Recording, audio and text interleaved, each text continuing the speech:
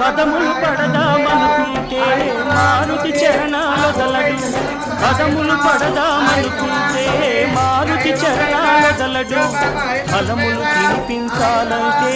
పాపం శబరికి బెదురు ఫలములు తినిపించాలంటే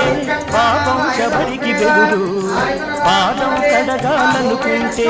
పదపడి గుహుడే తయ్యారు పాదం కడగాలనుకుంటే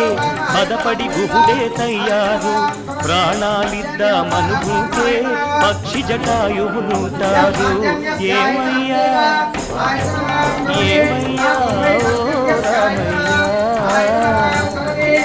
ఎలా సేవించాలయ్యా నిన్ను ఏమని కీర్తించాలయ్యా ఏమయ్యా ఓ రామయ్యా